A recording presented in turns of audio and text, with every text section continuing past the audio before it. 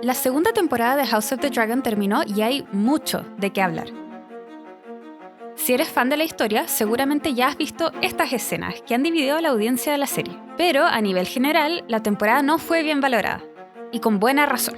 Como lectora de los libros y alguien que tiene mucho respeto por la escritura de George, creo que esta adaptación fue una cachetada para la auténtica audiencia del mundo de Hielo y Fuego, similar a lo que fueron las últimas temporadas de Game of Thrones. Pero antes de que analicemos los múltiples errores de la serie y también algunas cosas que sí fueron bien logradas, tenemos que aclarar qué es una buena adaptación. Las excusas más comunes que encontrarás entre los que defienden la ejecución de HBO es 1. Que es una adaptación del libro y solo tiene que estar inspirado en la historia. Y 2. Es un libro histórico, por lo que nada puede tomarse como hecho.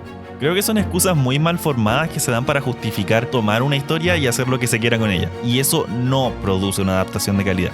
Al adaptar cualquier historia a un formato audiovisual es importante mantener el respeto por el material de origen. Y eso significa que las libertades creativas deben servir el propósito de contar mejor la historia, agregarle color a las partes que no pueden ser expresadas en el formato escrito. Pero cuando juntas de directores que solo quieren alimentar su ego, no tienen respeto por la esencia de la historia y solo buscan tomar una historia para hacerla propia, consigues el fanfiction que fue esta temporada. Y la cosa es que se podrían haber logrado cosas increíbles con los espacios que sí deja el formato histórico del libro. Pero para eso necesitas la capacidad para discernir entre lo que es realmente interpretable y qué no. Y luego, escritura inteligente que te permita llenar esos vacíos sin romper la lógica y la estructura del mundo, especialmente en el contexto de fantasía. Generar fantasía de calidad no es fácil, y es precisamente lo que hizo a los libros tan únicos y especiales. Debe tener reglas y consistencia interna. George lo expresa muy bien. La fantasía debe estar bien fundada. No es simplemente una licencia para hacer lo que quieras. Ignora el canon y el mundo que creaste se romperá en pedazos como un pañuelito. La fantasía es frágil, y Sarah y Ryan lo han roto. Y este mal manejo de la estructura interna es la primera capa de erosión que le baja la calidad a la serie. Así que comencemos hablando de la construcción del mundo. Podrán parecer detalles menores, pero si tuviste una sensación extraña consumiendo la serie, esta es una de las razones.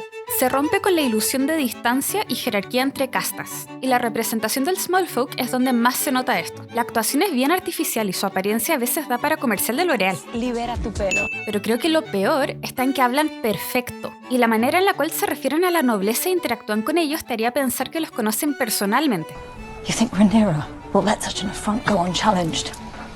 Esta distancia es importante, y es algo que se enfatiza en Game of Thrones con las escenas de Arya y Tywin. Estas personas no son iguales, no son tratados como iguales, y la distancia jerárquica es vital para mantener la ilusión del poder. Mysaria preguntando que dónde está Daemon y Rhaenyra respondiéndole es algo que jamás pasaría. Mysaria se refiere a Daemon y a Otto con una absurda expectativa de ser tratada como par. Los Targaryen son una exageración de esta distancia, ya que son percibidos casi como dioses. El poder es una ilusión y reside donde la gente cree que reside. ¿Por qué la gente de Westeros pensaría que le deben lealtad, obediencia y respeto si los perciben como un par? Lo mismo pasa con Ser Erryk. En lugar de obedecer la orden de Daemon, lo cuestiona. Si hay un grupo social en Westeros que debe ser extremadamente obediente, son los soldados. Los que te mantienen en el poder vía la fuerza, especialmente un caballero de la Guardia Real. Desobediencias no son tomadas a la ligera, y cuando ocurren tienen consecuencias reales para la corona. Y este ejemplo nos lleva al segundo punto. En la cultura de Westeros, romper un juramento es lo peor que puedes hacer, y es repudiado por todos. Daemon le responde a Erryk que debió haber matado a Aegon cuando tuvo la oportunidad. ¿Por qué tendrías a un caballero en la guardia real de tu reina que es un Kingslayer? El mismo Jaehaerys enviaba a este tipo de personas directo al muro. Jaime asesinó al rey Aerys y se ganó el odio de todos, inclusive los de la misma rebelión. Pero lo que más afectó a esta serie fueron todos los cambios innecesarios que le hicieron a los eventos de la historia y las acciones de los personajes. Que sí, fueron demasiados. Y como no hubo escritora inteligente para lidiar con las consecuencias de estos cambios, destrozaron la lógica interna de la historia y el realismo que elevaba tanto la calidad de la saga. Para entender por qué nos perdimos una gran adaptación, hay que hablar sobre Sarah Hess y Ryan Condal. Apenas los empecé a investigar me quedó claro por qué la historia comenzó a tomar esta dirección. Cuando vi a Ryan Condal hablar sobre el tiempo que Aegon el Conquistador tuvo en Old Valyria, me di cuenta del nulo manejo que tienen sobre la historia. Si vas literalmente a las primeras páginas del libro Fire and Blood, sabrías que no solo nunca estuvo ahí, sino que el Doom fue 100 años antes de que naciera. Y Sarah Hess, por su parte, ni siquiera se molestó en ver Game of Thrones. Y leyó los libros hace 1000 años. Al parecer no lo encontró necesario. Así que empecé a hacerle doble clic a todo. Y me di cuenta que esta serie está siendo escrita e interpretada con un lente feminista de 2024. Y cuando sabes que la serie está ideológicamente contaminada y empiezas a preguntarte ¿por qué habrán cambiado esto?, todo empieza a hacer sentido. Sarah Hess se volvió bien impopular al finalizar la primera temporada por sus declaraciones sobre Damon, y su sesgo negativo hacia este personaje la llevó a hacer pequeños cambios para no mostrarlo de forma tan atractiva para la audiencia. Quizás fuimos ilusos en pensar que mantendrían la sutileza en los cambios y que sabrían cuándo parar. Pero logró destruir el personaje de Damon para hacerlo calzar con el arquetipo de hombre misógino malvado. Si hubieran sido más fieles a los libros, en el capítulo 1 hubiéramos visto a Damon tomando Harrenhal y reuniendo a varios de los Riverlords sin mayores problemas, porque él tiene mucha experiencia en lo que es la guerra, y su utilidad para la causa de Rhaenyra es toda la razón de por qué se casan en primer lugar. Mientras tanto, en la serie, no solo es increíblemente inútil para reunir fuerzas, sino que lo posicionan como una amenaza directa a la causa de los Blacks, como un hombre traicionero que quiere el poder para sí mismo. Así que lo vemos 8 capítulos enteros delirando en Harrenhal y generando problema tras problema.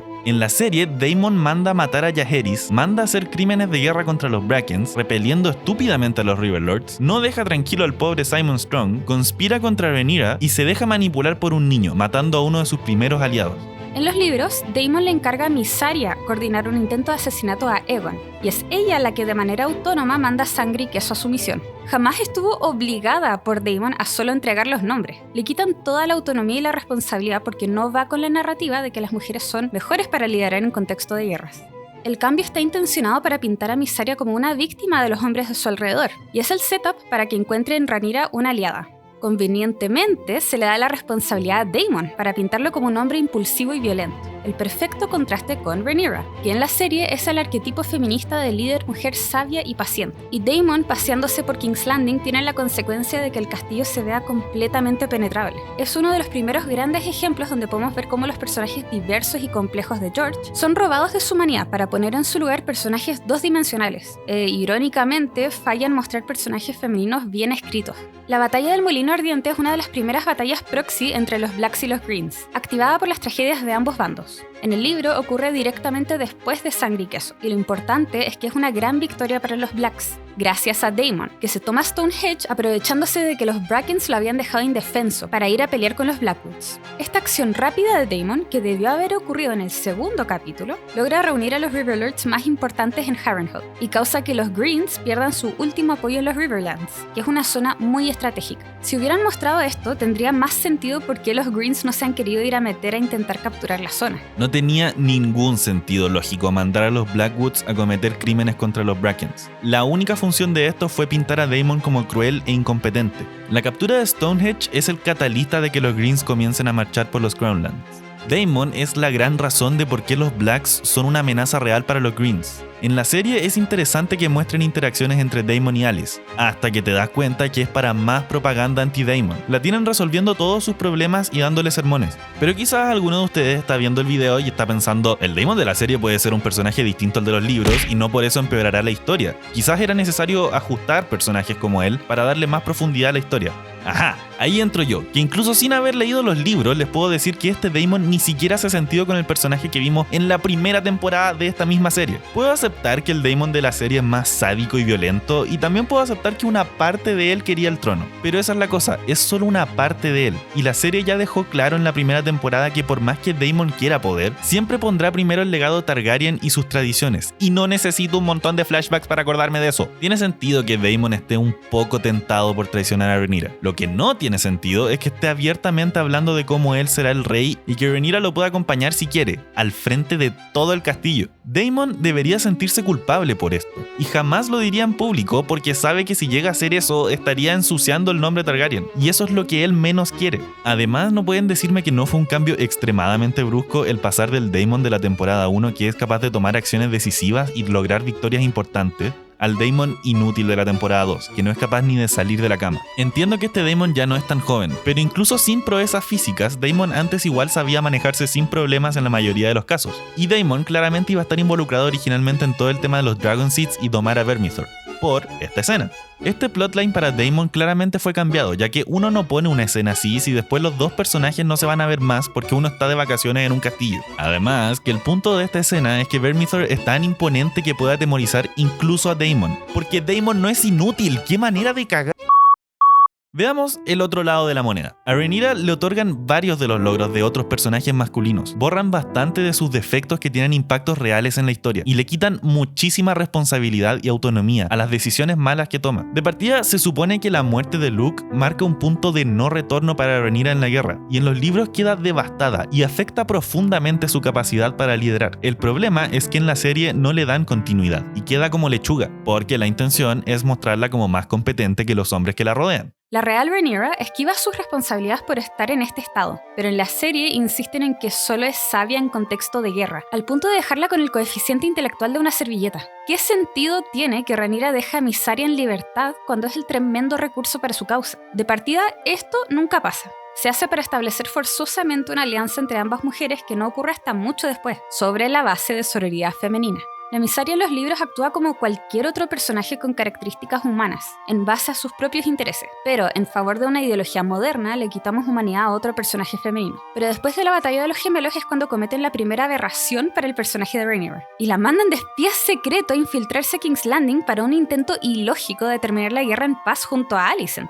a la insistencia de Rhaenys, porque ¿para qué quitarle las neuronas a una personaje mujer cuando pueden ser dos? ¿Me estás tratando de decir que ambas mujeres van a casualmente ignorar los asesinatos de sus propias familias a manos de la otra, porque su amistad ya fracturada que tuvieron en la infancia puede superar cualquier cosa? Así que reforzamos que el Red Keep es completamente penetrable, argumentamos que era necesaria la reunión cuando pudo haber sido un mail, se une al grupo de septas porque obviamente no van a cuestionar que tienen una persona extra y comienza una conversación diplomática con Alicent. Ninguna de las emociones de estas mujeres está presente en la reunión. Para darles un poco de perspectiva sobre Alicent, en los libros es bien brutal. Es asertiva, sabe lo que quiere y juega el Juego de Tronos para llevar a cabo su agenda. Después de Sangre y Queso está Furia, y exige saber el nombre real de Sangre para bañarse en la sangre de su mujer y sus hijos. La Rhaenyra con este numerito acaba de poner en juego su causa, su vida, la vida de sus hijos y su deber hacia la corona. Todo por un plan que ella misma admite que es una misión suicida. Aprovechan la oportunidad para antagonizar a los hombres e irónicamente proceden a tomar las decisiones más destructivas y estúpidas en esta guerra.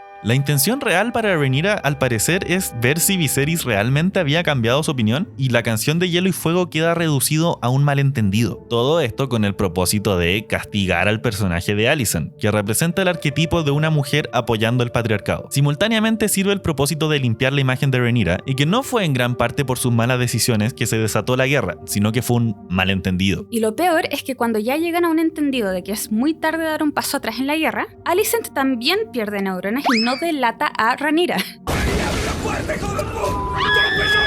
Lo cual precisamente prevendría el sacrificio de miles de vidas de inocentes, que supuestamente es lo que le interesa a estas mujeres. Tomamos a personajes muy complejos y humanos y las transformamos solamente en piezas para ilustrar una ideología moderna. Irónicamente, mostraron a las mujeres como particularmente malas para las guerras. Un gran cambio es que pintan a Rhaenyra precavida y desesperada por involucrarse directamente en la guerra, pero en los libros a este punto sigue retraída aterrada por perder más hijos, y es precisamente esto su primer error fatal. Rook's Rest. Jamás se ofrece a ir. En su ausencia, Corlys y Rhaenys toman el mando del consejo.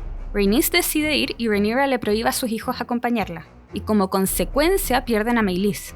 Hablando de esta batalla, en el libro es una emboscada de la cual Rhaenys no tiene posibilidad para escapar. Pero aquí le dan 3 oportunidades, e incluso habiendo posiblemente matado al rey, decide sacrificarse, cuando la acción inteligente hubiese sido devolverse a Dragonstone para defender la zona e informarle a los Blacks sobre esta posible victoria. Pero de nuevo, los escritores cambian cosas que después no saben cómo resolver sin argumentar estupidez momentánea del personaje. Puedo sentir la sangre japonesa de mi abuelo corriendo por mis venas. ¡Por favor, no nos mates! ¡Como Kukundo, Hattori Norteyo, Oru Totenku, Notai de Mio, la Maeditosa avanza! Los escritores creen que la única forma de hacer a una mujer poderosa es dándole una espada o un dragón. ¿Qué pasó con las Margaery, las Sansa, las Olenas y las Cerseis? Reina tenía su rol en la historia, pero para empoderarla, la hacen domar a Sheepstealer, que está inexplicablemente en el Vale. Y con esta decisión eliminan a Nettles, una niña Smallfolk de piel oscura, que cumplía un rol fundamental en la historia. Y es interesante porque si estos escritores están tan preocupados por la inclusión, ¿por qué sacarían a Nettles? Que era una buena razón para mostrar más personajes negros. ¿Será porque no pueden tomar el crédito por esto y entonces no les sirve? Y hablando de inclusión, tenían que hacer a la Rhaenyra bisexual, cuando jamás lo fue en los libros, porque el fan fanservice era más importante que contar una buena historia. Y hay mucha gente que argumenta homofobia inmediatamente cuando criticas algo así, pero en Game of Thrones han habido muchos personajes que son gays y jamás ha sido un problema, y de hecho han sido personajes súper bien construidos y que tienen consecuencias reales en la historia, sus decisiones y sus acciones. Rhaenyra se supone que ya había aprendido de cómo su descuido por su reputación le costó la corona y la estabilidad del reino, pero tiremos todo ese desarrollo de personaje a la basura para crear un fanfiction. Peor aún, el catalista de esta escena romántica es Miss Arya contándole el trauma de su vida, y lo que es peor, hacen esto en un salón donde entra y sale gente, y con la que prácticamente es su consejero de rumores, la que podría esparcir con facilidad el rumor en King's Landing y debilitar aún más la posición de Rhaenyra ante sus aliados si ella quisiera. Pero bueno, podría hablar por horas de los personajes, pero para no hacer un video de 80 horas, si a este video le va bien podemos hacer una parte 2 profundizando más todo esto. O si quieren que explique algo específico, dejen su sugerencia en los comentarios.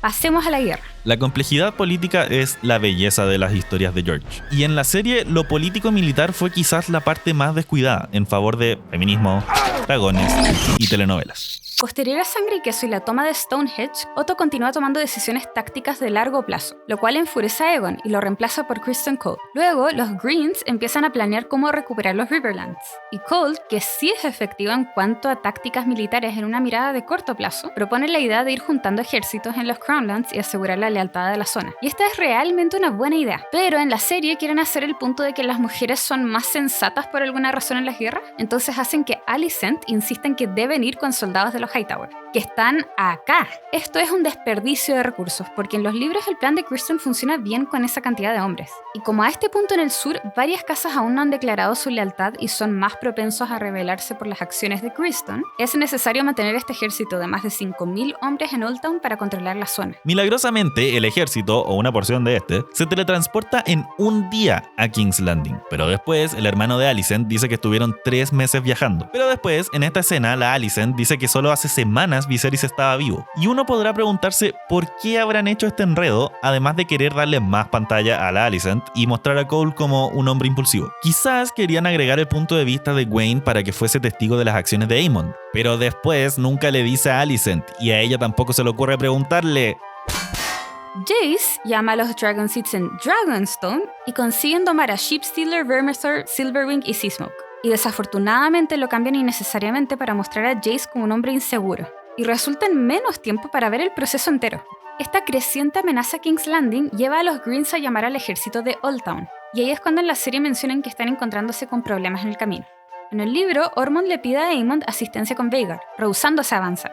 Y Aemond no actúa ofendido como en la serie, donde reemplazan esta situación con los Lannisters. El personaje de Aemond estaba siendo bien construido. Lo que le distinguía de Aegon era justamente que no era tonto, pero tratan de forzar el arquetipo del hombre violento y arrogante. En el libro, su foco está en retomar Harrenhal, porque considera a Daemon como la real amenaza. Y si cae Daemon, caerá el apoyo a la causa de Rhaenyra. Pero por supuesto que Sarah no podía permitir darle tanta importancia a Daemon, así que lo omite. Si hubiéramos eliminado todas las escenas inútiles e inventadas por Sarah y Ryan, probablemente hubiese habido tiempo para mostrar al menos 3 batallas importantes y una mejor ejecución de cómo logran domar a los 4 dragones. No se hubiese sentido como una temporada lenta con teletransportación y mucho relleno. Hubiese sido una historia más inteligente, rápida, y al mismo tiempo no se sentiría que estuvieran rompiendo las reglas del espacio y tiempo. Pero sí hubieron algunas cosas buenas, donde era adecuado explorar estos temas con libertades creativas. Y si hubiesen enfocado su atención en estas cosas, en vez de distorsionar toda la historia, podría haber sido una adaptación muy interesante. Aegon fue por lejos el mejor personaje desarrollado, gracias a la escritura y la interpretación del actor. Al hacerle énfasis a la relación entre él y su hermano, algo que no se explora en el libro, logran darle más color a un personaje que fue puesto en una posición para el cual nunca fue preparado. Es más, no fue preparado para ningún rol, y esto tiñe su actuar con una inseguridad que se hace palpable en cada decisión que toma. Aegon ve todo a través del lente del ego y busca validar su posición en la corona ante los demás y él mismo. Podrían haber seguido fácilmente por la ruta de hacer un segundo Joffrey, pero afortunadamente muestran que los errores de Aegon vienen de un lugar de estupidez. No es sádico e indiferente al liderazgo, busca distinguirse de la reputación débil de su padre, y eso junto con su visión de corto plazo lo llevan a tomar decisiones malas que van debilitando su posición y hasta arriesga su propia vida. Es este mismo lente de egocentrismo que lo hace incapaz de ver las amenazas que tiene dentro de su mismo círculo. No logra ver las intenciones bien explícitas de Alicent de mantenerlo como un peón en el tablero, o de los resentimientos de Aemond, que logra de manera muy efectiva debilitar su imagen frente a su propio consejo. Termina casi costándole la vida, y el actor hace un tremendo trabajo en mostrar todas sus emociones, siempre sobre la base de la inseguridad y sus preocupaciones. Me gustan las libertades que se toman para mostrar la batalla de los gemelos, que hace un buen trabajo en plasmar la real tragedia de la danza de los dragones. Genuinamente creo que los sueños de Daemon fueron una buena idea, pero con 2 sueños hubiera bastado. Era una manera muy creativa de explorar el mundo interno de Daemon, el segundo hijo, siempre luchando para ganarse su propio lugar, resentido por ser reemplazado como heredero, en conflicto interno constante. Por mucho que esfuercen mucho el rol de la emisaria, la idea de llevar la comida a King's Landing para incitar más revueltas es una excelente forma de mostrar el rol y el poder de los Smallfolk, y le pone mayor énfasis cuando el libro no lo hace. El plan tiene perfecto sentido para su personaje, que efectivamente es la única en el consejo que podría anticipar cosas así, teniendo la vivencia directa de lo que significa ser Smallfolk. El problema, de nuevo, es que no saben cuándo parar y la narrativa sigue con ella reclutando en King's Landing, que no tiene ningún sentido lógico. Si quieren ver la serie para ver una adaptación de calidad de la gran historia que creó George, no la van a encontrar en HBO. Para eso es honestamente mejor leer los libros, pero si la serie te interesa porque solo te quieres entretener un rato con drama y dragones, entonces probablemente disfrutarás la serie. Teníamos algo de esperanza, pero después de esto nos queda claro que HBO no será capaz de traer a la vida la real esencia de estas historias. Así que ojalá no continúen adaptando más de las historias de George.